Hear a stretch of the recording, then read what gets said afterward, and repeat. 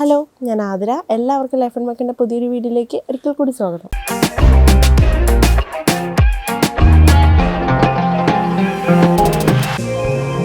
ഒരുപാട് ആൾക്കാർ എൻ്റെ കയ്യിൽ നിന്ന് ഓർക്കിഡൊക്കെ മേടിച്ചുകൊണ്ട് പോയിട്ട് പല സംശയങ്ങൾ അവർ വളർത്താനായിട്ട് പല സംശയങ്ങൾ എൻ്റെ അടുത്ത് നിരന്തരം വാട്സാപ്പിൽ ചോദിക്കാറുണ്ട് കേട്ടോ.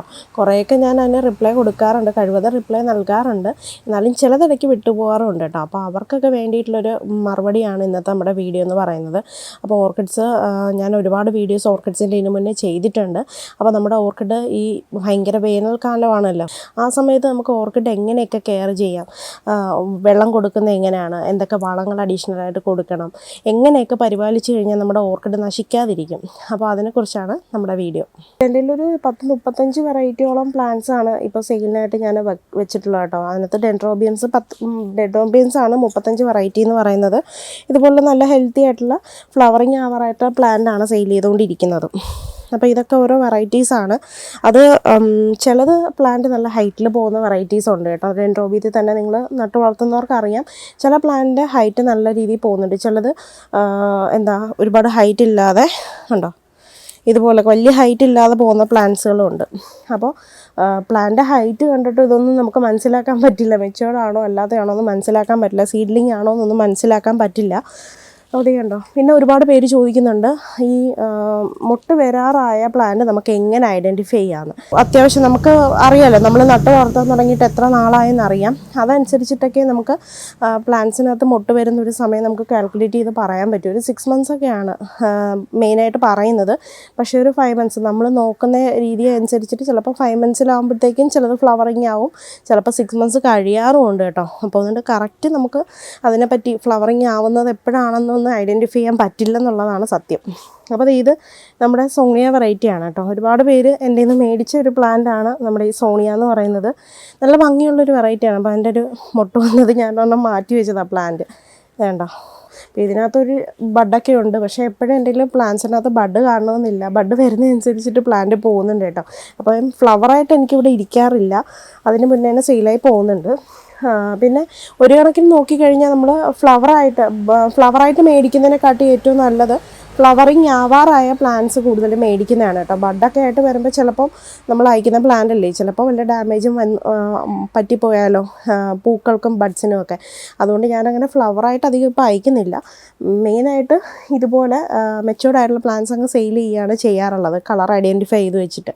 അപ്പോൾ പലർക്കും ഉള്ള സംശയമാണ്, ഇപ്പോൾ നല്ല ചൂട് സമയമായത് കാരണം ഡയറക്റ്റ് സൂര്യപ്രകാശത്ത് വെക്കാമോ, എങ്ങനെയാണ്, അതുപോലെ ഷെയ്ഡിലോട്ടെടുത്ത് വെക്കണോ എന്നൊക്കെ ഒരുപാട് പേര് ചോദിക്കാറുണ്ട്. അപ്പോൾ സാധാരണ രീതിയിൽ നമ്മുടെ ഡെൻഡ്രോബിയത്തിന് നല്ല രീതിയിലുള്ള വെയിൽ ഇഷ്ടപ്പെടുന്ന ഒരു പ്ലാന്റ് ആണ്. നല്ല രീതിയിൽ വെയിൽ കൊണ്ടുവന്ന് വെച്ചിട്ടും വലിയ പ്രശ്നങ്ങളൊന്നും ചെടിക്ക് വരാറില്ല, നല്ല രീതിയിൽ ഫ്ലവർ ആവാറുണ്ട്, എല്ലാം ഉണ്ട്.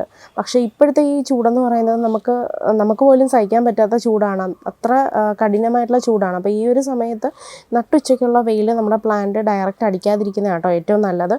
അപ്പോൾ കാര്യം എന്ന് വെച്ച് കഴിഞ്ഞാൽ ലീഫൊക്കെ ഇലകളൊക്കെ ബേൺ ചെയ്തിട്ട് പോവാറുണ്ട് ഈ ഒരു ഡയറക്റ്റ് വെയിൽ അടിക്കുന്നതിൽ. അപ്പോൾ പ്ലാന്റ് പെട്ടെന്ന് നമുക്ക് നോക്കുമ്പോൾ വലിയ പ്രശ്നമൊന്നും ഇല്ലെങ്കിലും പതിയെ കൊണ്ടെങ്കിലും ആ പ്ലാന്റ് ഹെൽത്തിനെ ചെറുതായിട്ട് രീതിയിൽ ഈ സൂര്യപ്രകാശം ബാധിക്കുന്നുണ്ട്. അപ്പം ഈ നട്ടുച്ച സമയത്തുള്ള വെയിലടിക്കാതെ ചെറിയൊരു ഗ്രീൻ നെറ്റിൻ്റെ ഷെയ്ഡൊക്കെ കൊടുത്ത് നിർത്തുക. അപ്പം നമ്മൾ സാധാരണ രീതിയിൽ തൊണ്ട്, ഓടിൻ്റെ പീസ്, കരിക്കഷ്ണം, ഇത് 3 ഇട്ടാണ് നമ്മൾ ഓർക്കിഡ് പോട്ട് ചെയ്യാറുള്ളത്.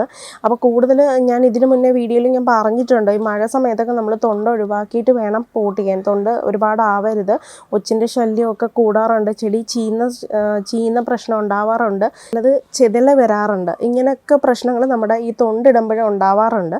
പക്ഷേ ഈ ഒരു സമയത്ത് ഈ ഒരു ക്ലൈമറ്റിൽ ഏറ്റവും നല്ലതെന്ന് വെച്ച് കഴിഞ്ഞാൽ കരിക്കഷ്ണവും ഓടിൻ്റെ പീസും അതിൻ്റെ കൂടെ തന്നെ ഒരു 3-4 പീസ് തൊണ്ടും കൂടി നമ്മൾ ആഡ് ചെയ്യുന്നത് നല്ലതാട്ടോ. അപ്പം നമ്മളിത് അഗ്രോ ബസാറുകളിൽ നിന്നും പോയിട്ട് തൊണ്ട് മേടിക്കണമെന്നില്ല, നമ്മുടെ വീടുകളിലൊക്കെ തൊണ്ട് കാണും.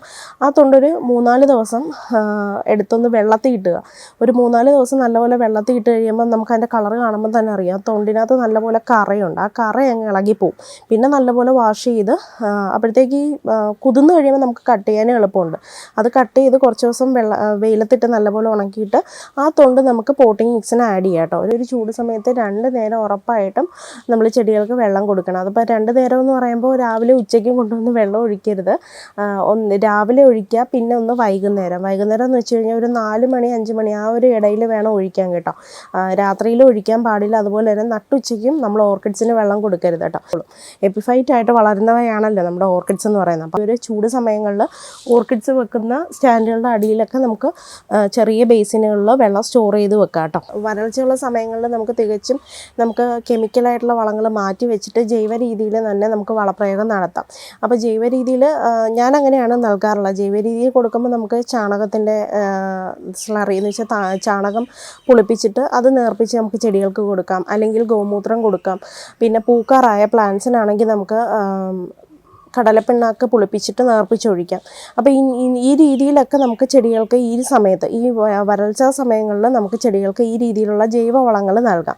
അപ്പോൾ ഞാൻ പൊതുവെ അങ്ങനെയാണ് നൽകാറുള്ളത്. കെമിക്കൽ വളങ്ങൾ ഈ ഒരു സമയത്ത് കൊടുക്കത്തില്ല. കാര്യം എന്ന് വെച്ച് കഴിഞ്ഞാൽ കെമിക്കൽ വളങ്ങൾ സ്ഥിരമായിട്ട് നമ്മൾ ചെടികൾക്ക് കൊടുക്കുകയാണെങ്കിൽ ചെടികളുടെ ലൈഫ് ടൈമിനെ ബാധിക്കുമെന്ന് പറയാറുണ്ട്. അപ്പോൾ അറിഞ്ഞുകൊണ്ട് നമ്മൾ ചെടികളെ നശിപ്പിക്കേണ്ട കാര്യം നമ്മളെ ഇന്ന് പോകേണ്ട കാര്യമില്ലല്ലോ. അപ്പോൾ നമ്മൾ ചെടികൾക്ക് കൂടുതലും നല്ല രീതിയിലുള്ള വളപ്രയോഗം തന്നെ കൊടുക്കുക. മഴ സമയത്ത് മാത്രം നമ്മുടെ കെമിക്കൽ വളങ്ങൾ കൊടുക്കുക. എന്ന് വെച്ചാൽ തികച്ചും കെമിക്കൽ വളങ്ങൾ ഒഴിവാക്കണമെന്ന് ഞാൻ പറയുന്നില്ല. മാസത്തിൽ ഒരു തവണയൊക്കെ കൊടുക്കുന്നതിന് കുഴപ്പമില്ല. പക്ഷേ നമ്മൾ ഓർക്കിഡ്സിന് എല്ലാ ആഴ്ചയിലുമാണ് നമ്മൾ വളം ചെയ്യുന്നത്. അപ്പോൾ എല്ലാ ആഴ്ചയിലും കൊടുക്കുമ്പോൾ ആഴ്ചയിൽ 2 ദിവസം വീതമാണ് വളങ്ങൾ നൽകാറുള്ളത്. അപ്പോൾ അങ്ങനെ നൽകുമ്പോൾ നമ്മൾ കെമിക്കൽ വളങ്ങൾ ഒഴിവാക്കിയിട്ട് നമുക്ക് ജൈവ രീതിയിലുള്ള വളങ്ങൾ നമുക്ക് മാക്സിമം യൂസ് ചെയ്യാം. പലരും ചോദിക്കുന്ന ഒരു കാര്യമാണ്, നമ്മുടെ ഓർക്കിഡ്സ് നിലത്ത് മറ്റ് ചെടികൾ വെക്കുന്ന പോലെ ചെടിച്ചട്ടിയിൽ നിലത്ത് വെക്കാൻ സാധിക്കുമോ, അതല്ല ഹാങ് ചെയ്തിടുന്നത് നിർബന്ധമാണോ എന്നൊക്കെ ചോദിക്കാറുണ്ട്.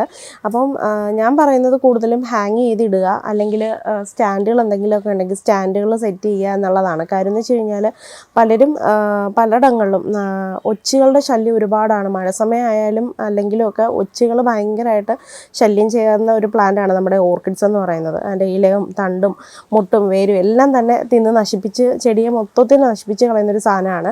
അപ്പോൾ ആ ഒച്ചിൻ്റെ ശല്യം നമുക്ക് ഒഴിവാക്കാനായിട്ട് നമുക്ക് ഹാങ് ചെയ്തിടുകയോ അല്ലെങ്കിൽ ഇതുപോലെ സ്റ്റാൻഡുകളിൽ വെക്കുകയോ എന്തെങ്കിലുമൊക്കെ ചെയ്യാവുന്നതാണ്. അപ്പോൾ പിന്നെ കൂടുതലും എനിക്ക് ഈ ഹാങ് ചെയ്തിടുമ്പോൾ ചെടികൾക്ക് നല്ല രീതിയിൽ ഗ്രോത്ത് ഉള്ളതായിട്ട് ഫീൽ ചെയ്യാറുണ്ട്. കാര്യം എന്ന് വെച്ച് കഴിഞ്ഞാൽ നല്ല രീതിയിൽ എയർ സർക്കുലേഷൻ കിട്ടി നമ്മളെ പ്ലാന്റ് വളരുകയാണ് ചെയ്യുന്നത്. അപ്പോൾ അതുകൊണ്ട് കൂടുതലും ഹാങ് ചെയ്തിടുക. ഞാൻ കുറേയൊക്കെ ഹാങ് ചെയ്തിട്ടിട്ടുണ്ട്.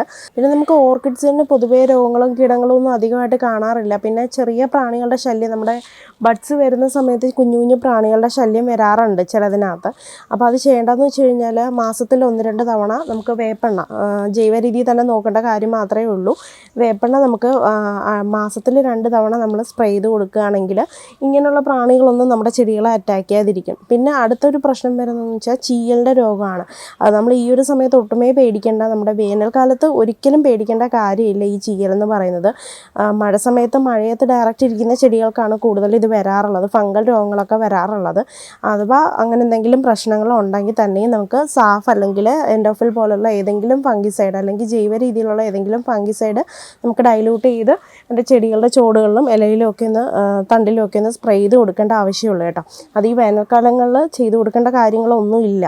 അപ്പം ഞാനീ പറഞ്ഞ കാര്യങ്ങളൊക്കെ നമ്മുടെ ഡെൻഡ്രോബിയം ഓർക്കിഡ്സിന്, മെയിനായിട്ട് ഡെൻഡ്രോബിയം ഓർക്കിഡ്സിന് ഉദ്ദേശിച്ചാണ് കേട്ടോ. അപ്പോൾ കാര്യം എന്ന് വെച്ച് കഴിഞ്ഞാൽ കൂടുതൽ ആൾക്കാരും പ്രിഫർ ചെയ്ത് വീടുകളിൽ വളർത്തുന്ന ഒരു പ്ലാന്റ് എന്ന് വെച്ചാൽ ഡെൻഡ്രോബിയം ഓർക്കിഡ്സ് ആണ്. എന്ന് വെച്ച് കഴിഞ്ഞാൽ ഈസി ടു കെയർ ആണ്. നമുക്ക് മറ്റ് ചെടികൾക്ക് കൊടുക്കുന്ന പോലെ ഓവറായിട്ടുള്ള പരിചരണം നമ്മുടെ ഈ ഡെൻഡ്രോബിയം ഓർക്കിഡ്സിന് ആവശ്യമില്ല. ചെറിയൊരു കെയറിൻ്റെ ആവശ്യമുള്ളൂ. ഓവറായിട്ടുള്ള യാതൊരു പരിചരണവും വേണ്ടാത്തൊരു പ്ലാന്റാണ് നമ്മുടെ ഓർക്കിഡ്സ് എന്ന് പറയുന്നത്, ഡെൻഡ്രോബിയം ഓർക്കിഡ്സ് എന്ന് പറയുന്നത്. അപ്പോൾ അതുകൊണ്ട് തന്നെ ചിലരൊക്കെ പറയാറുണ്ട് ഫ്ലവർ ആവുന്നില്ല, അല്ലെങ്കിൽ ഓർക്കിഡ്സൊക്കെ വളർത്തിയിട്ട് ഒരുപാട് മടുത്തു പോയി, ഒച്ചിൻ്റെ ശല്യം ഭയങ്കരം എന്നൊക്കെ പറഞ്ഞ് പലരും വിഷമിച്ച് പറയാറുണ്ട്. എന്നിട്ട് വീണ്ടും അതിനോട് ഇഷ്ടം തോന്നി വളർത്തുന്നവരും ഉണ്ട് കേട്ടോ. അപ്പോൾ അവർക്ക് ഒരു പ്രചോദനം, ഒരു ധൈര്യം ആയിക്കോട്ടെ എന്ന് വിചാരിച്ച് മാത്രമേ ഉള്ളൂ ഈ ഒരു വീഡിയോ ചെയ്തത്. അപ്പോൾ എല്ലാവർക്കും ഇന്നത്തെ ഈ ഒരു വീഡിയോ നല്ല യൂസ്ഫുൾ ആയെന്ന് വിചാരിക്കുന്നു. മറ്റൊരു നല്ല വീഡിയോ ആയിട്ട് കാണുന്നവരേക്ക് ടാറ്റാ.